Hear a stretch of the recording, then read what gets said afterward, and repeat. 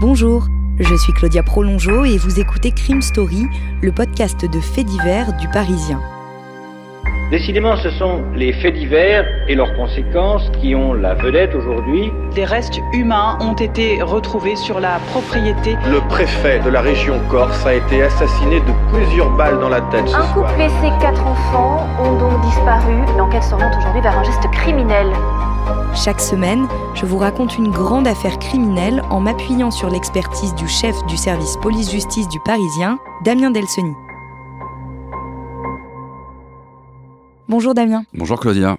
Aujourd'hui Damien, l'affaire Hélène Pastor. Oui, Hélène Pastor, c'est une milliardaire monégasque qui a été assassinée en 2014 à Nice. Alors Hélène Pastor, elle était à la tête d'un empire immobilier. On va retrouver un complot, des tueurs à gages qui vont lézarder la façade et faire craquer les dorures d'une famille aussi riche que discrète. Il est un peu plus de 19h, le mardi 6 mai 2014, quand Hélène Pastor sort de l'hôpital de l'Archer, situé dans l'ouest de Nice. Hélène Pastor a 77 ans, c'est une femme d'affaires qui porte un nom très célèbre à Monaco. Une très riche héritière qui ne s'est jamais éloignée du rocher. Ce soir du 6 mai, elle vient de rendre visite à son fils de 47 ans, Gildo, hospitalisé en convalescence depuis 4 mois, après avoir fait 2 AVC suivis d'une grave hémorragie. Elle est arrivée vers 18h, après son travail, et est restée à ses côtés 1 heure environ. Aujourd'hui, c'est la dernière fois qu'elle fait ce trajet.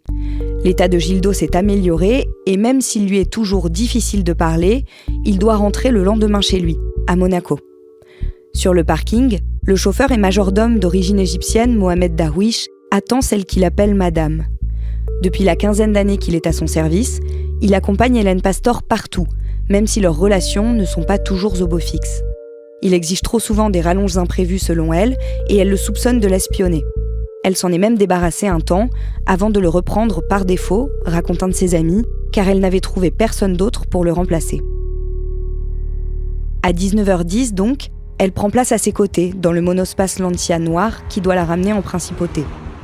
Un homme s'approche, armé d'un fusil, il tire à 2 reprises en direction de la voiture, puis prend la fuite à pied. Dans l'habitacle, les 2 passagers sont grièvement blessés. Hélène Pastor a été très sérieusement touchée au niveau de la mâchoire, du cou et du thorax. Mohamed Darwish au thorax aussi et à l'abdomen.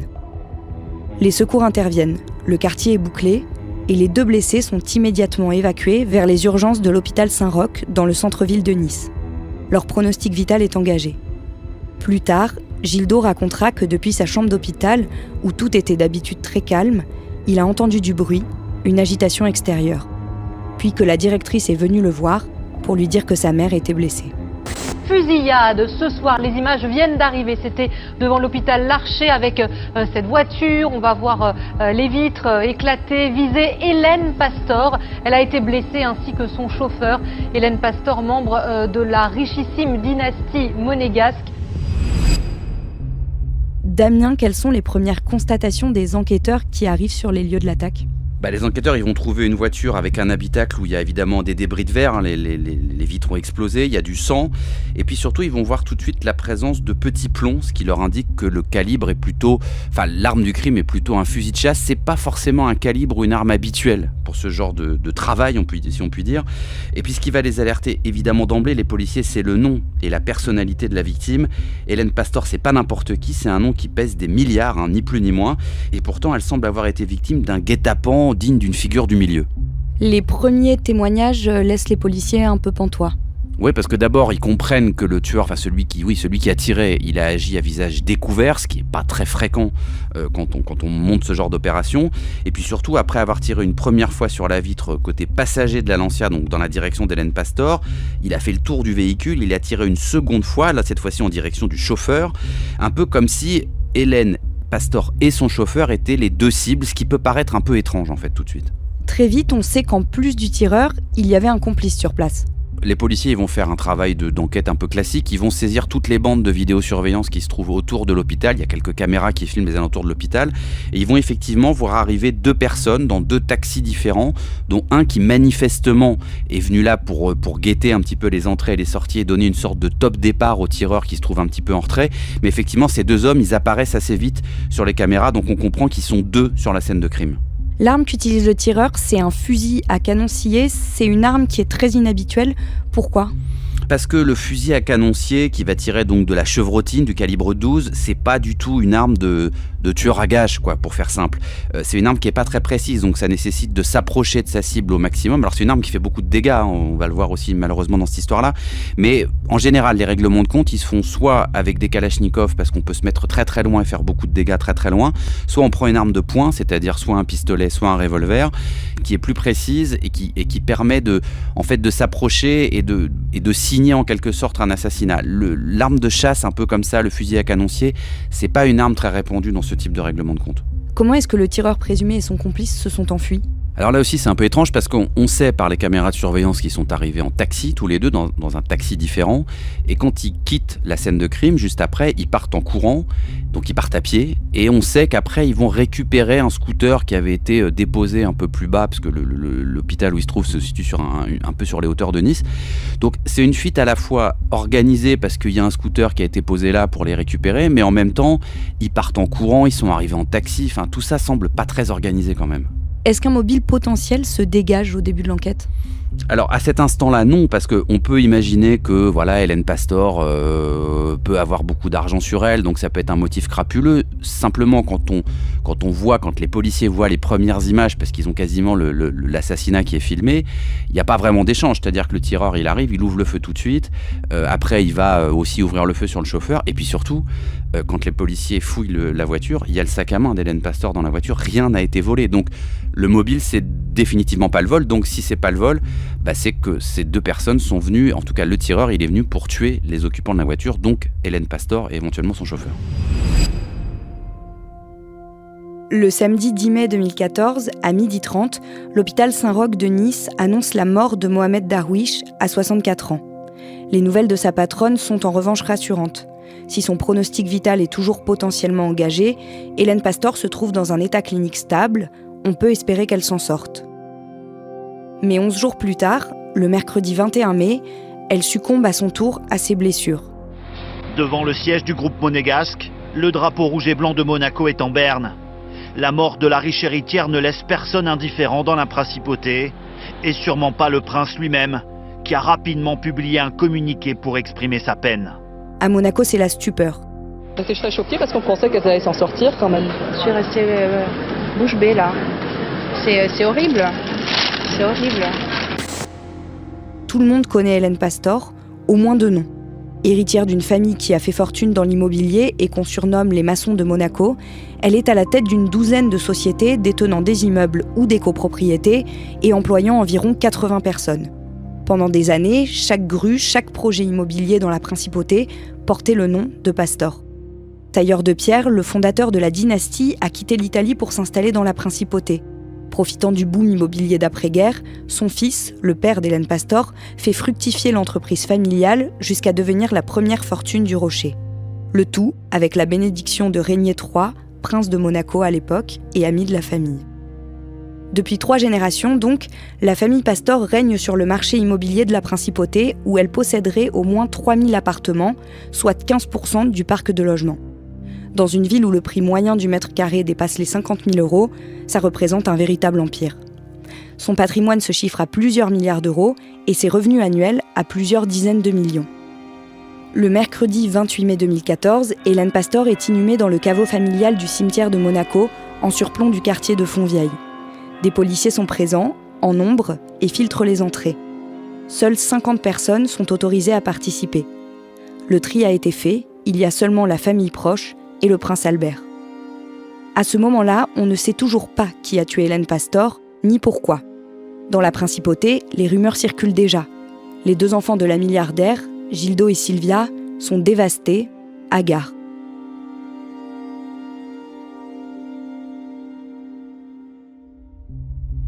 Damien, quelle était la personnalité d'Hélène Pastor ?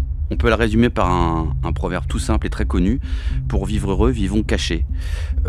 Hélène Pastor, c'est quelqu'un qui, lorsqu'elle a partagé l'héritage familial avec ses frères, elle est restée concentrée sur l'immobilier, sur le patrimoine. Donc elle gère cet incroyable patrimoine, on en a parlé. Ça lui occupe toutes ses journées, gérer les locataires, les loyers qu'il faut rentrer, etc.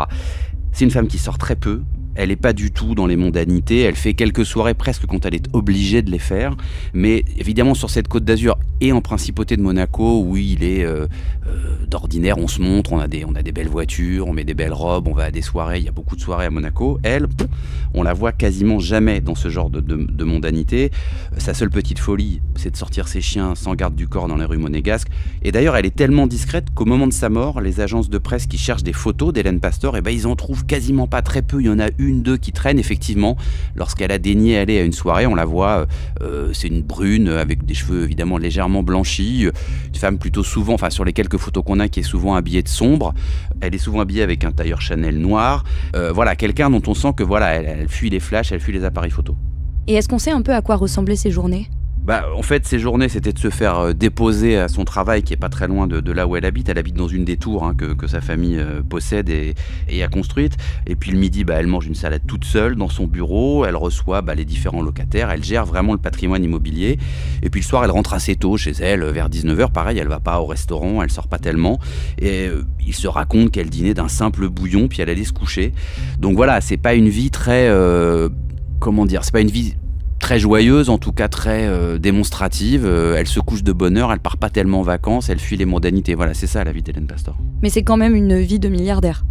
Oui, mais alors pas du tout les milliardaires modernes, un peu tape à l'œil. Elle, c'est plutôt la vieille école. Alors, effectivement, elle a un majordome, c'est comme ça qu'elle le dit elle-même. Donc, c'est un peu une vieille caste, c'est-à-dire, elle a quelqu'un qui est à son service, elle a un chauffeur, elle a des gens pour s'occuper un peu du quotidien. Mais en revanche, elle n'a pas du tout d'habitude de milliardaire. Alors, elle s'est aussi permis un luxe à une époque, c'était d'avoir recours à un détective privé. C'était pour faire suivre son mari de l'époque qu'elle soupçonnait d'infidélité. Donc, elle s'était payé les services de détective privé. Mais voilà, en gros... Hélène Pastor, c'est un peu des milliardaires un peu vintage, je dirais, c'est-à-dire c'est un peu les castes qu'on a connus, c'est-à-dire des gens qui ont beaucoup d'argent, mais qui ne le montrent pas et qui ne vivent pas forcément le train de vie d'un vrai milliardaire. On sait aussi qu'elle donnait 1,5 million d'euros à chacun de ses 2 enfants comme argent de poche tous les mois. Oui, donc ça veut dire 500 000 plus 500 000, effectivement, 1 million d'euros qu'elle sort tous les mois de son compte pour donner à son fils Gildo et à sa fille Sylvia. Ça peut paraître totalement vertigineux, évidemment, pour le commun des mortels. C'est une rente mensuelle considérable, mais pour les Pastor, vu le volume des revenus qu'ils ont tous les mois de leur immobilier à Monaco, c'est presque rien, en fait. Ces 2 enfants, ils n'ont pas le même père, et ça, c'est quand même un peu particulier dans cette famille. Oui, c'est-à-dire que Sylvia, c'est le fruit d'un amour un peu clandestin, dirons-nous, de sa maman avec un Polonais à l'époque qui était de passage à Monaco. Ça n'avait pas franchement ravi d'ailleurs la famille Pastor à l'époque. Ils se sont séparés assez vite et elle s'est occupée de sa fille Sylvia. Et puis ensuite, elle a rencontré puis épousé un certain Claude Palanca qui était chirurgien dentiste en principauté. Alors là, ça convenait déjà un peu plus au standing de la famille et c'est lui qui est le père de Gildo. Ces 2 enfants, Gildo et Sylvia, est-ce qu'on sait si elles s'entendaient bien avec eux ? Alors... c'est difficile parce que c'est quelqu'un qui s'exposait peu, y compris dans sa propre famille. Mais ce qu'on sait, c'est que le plus jeune, c'est Gildo. Alors, elle le couvait un petit peu plus encore, de manière un peu plus marquée, parce qu'il avait eu des récents problèmes de santé, et plusieurs AVC. Il était quand même dans une situation un peu grave et un peu inquiétante. Alors, avec Sylvia, c'était une relation un peu plus compliquée, peut-être plus fusionnelle aussi. D'abord parce qu'elles travaillaient ensemble, donc elles se voyaient tous les jours. Les relations pouvaient parfois être un peu orageuses entre la mère et la fille. D'ailleurs, certains qui côtoyaient un petit peu la famille disaient que Hélène avait des mots souvent assez durs et des comportements assez durs vis-à-vis de sa propre fille, qu'elle qualifiait parfois de fainéante, voire de voleuse. Alors, c'est toujours difficile de savoir ce qui est du on-dit, de la rumeur et ce qui est la réalité. Mais en tout cas, clairement, il y avait une relation un peu plus abrasive entre la mère et sa fille. On dit aussi, les gens de son entourage disent que Sylvia pleurait quand même assez souvent. En tout cas, ce dont on est sûr, c'est que Hélène Pastor, elle aimait quand même ses enfants. Celui avec lequel elle avait des problèmes, et depuis très longtemps, c'était le mari de Sylvia, son gendre. Les relations ont toujours été extrêmement tendues entre les deux. Le compagnon de sa fille, il s'appelle Wojciech Janowski, il a 65 ans en 2014. Et depuis combien de temps il est avec Sylvia Pastor ? Ça fait un moment, parce qu'ils se sont rencontrés avec Sylvia dans les années 80, en 1986. Donc, au moment des faits, ça fait déjà une trentaine d'années qu'ils vivent ensemble. Alors lui, il a comme titre consul honoraire de Pologne à Monaco. Alors ça fait chic, ça claque un peu, comme on dit. Sauf que c'est pas du tout un poste diplomatique. Il est ambassadeur de rien, il représente rien. C'est un truc très honorifique à Monaco. C'est une espèce de récompense qu'on donne à certains étrangers qui vivent en principauté. Ça permet d'avoir accès à un certain nombre de mondanités ou d'associations, de choses comme ça, mais en réalité, il n'est pas du tout diplomate, il n'a pas de fonction officielle pour la Pologne à Monaco. Elle se méfie énormément de lui, Hélène Pastor, au point qu'elle le fait suivre par un détective privé. Pourquoi ? Parce que, comme d'autres gens qui ont approché un peu Janowski, ils ont toujours un doute sur ce que raconte en fait Wojciech Janowski, c'est-à-dire que à la fois sur ses diplômes, à la fois sur ses activités, sur toutes les sociétés qu'il a créées. En fait, on découvre, et le détective privé découvre notamment qu'il se prévaut d'un diplôme d'une université anglaise prestigieuse, et en fait, ce diplôme, il l'a acheté à un faussaire thaïlandais. Donc déjà sur son CV, il y a des petits mensonges, voire des gros mensonges. Et puis, pareil, sur ses activités, il a ouvert pas mal de sociétés à droite à gauche, pas d'ailleurs seulement en principauté. Et on découvre que ces activités, ces sociétés, elles fonctionnent pas si bien qu'il veut bien le dire. Donc c'est quelqu'un... Elle découvre et elle a la confirmation que ce Janowski, il cache une grande partie de la réalité de sa vie. Et elle en parle à sa fille ? Alors, elle s'en ouvre à un moment donné à sa fille parce que je pense qu'elle cherche à la protéger à ce moment-là. Elle a peur qu'elle soit tombée sur un escroc.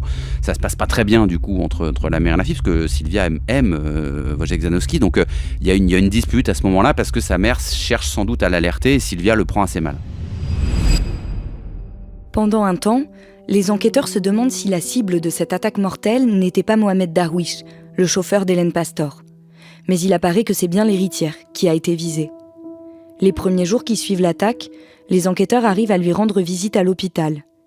Hélène Pastor est alors toujours dans un état critique et extrêmement diminué. Son cou et sa joue droite ont été mutilés, son cœur et ses poumons sévèrement fragilisés. Une multitude de tuyaux relient son corps à des machines. Cependant, elle parvient à raconter aux enquêteurs la scène comme elle s'en souvient. Après être montée à l'avant, sur le siège passager, elle dit avoir vu à sa droite un homme à la peau foncée, vêtu de sombre et armé d'un fusil. Il se tenait près du mur de l'hôpital, à 3 ou 4 mètres du monospace. Il l'a visée et a d'abord tiré sur elle. Puis il a tiré sur Mohamed Darwish, dont le ventre s'est immédiatement mis à saigner. Elle a affirmé « Il voulait nous tuer tous les deux ». Les policiers ont alors demandé à Hélène Pastor si elle avait reçu des menaces. Elle a répondu que non. Peut-être avait-elle modifié son testament peu de temps avant ? Là encore, non. À ce stade, la police judiciaire disposait déjà d'images des 2 hommes suspectés d'avoir fomenté le commando de tueurs. Ils ont présenté à la septuagénaire une planche de 6 photos, parmi lesquelles figurait celle des 2 hommes. Elle s'est penchée dessus, puis instantanément a paniqué au point de déclencher une détresse respiratoire. Lorsque les policiers sont revenus dans sa chambre après l'intervention des médecins, elle leur a confié « J'ai peur, je veux vous revoir, j'ai d'autres choses à vous dire ». Elle n'en aura pas eu le temps. Si on ne connaît que peu d'amis à Hélène Pastor, on ne lui connaît pas non plus d'ennemis. Le mobile reste mystérieux. L'enquête est désormais entre les mains de la juridiction interrégionale spécialisée de Marseille, experte en criminalité organisée. Les policiers s'efforcent de reconstituer le déroulement de ce double assassinat en s'appuyant notamment sur une 12aine de témoins présents sur les lieux et sur des images de vidéosurveillance.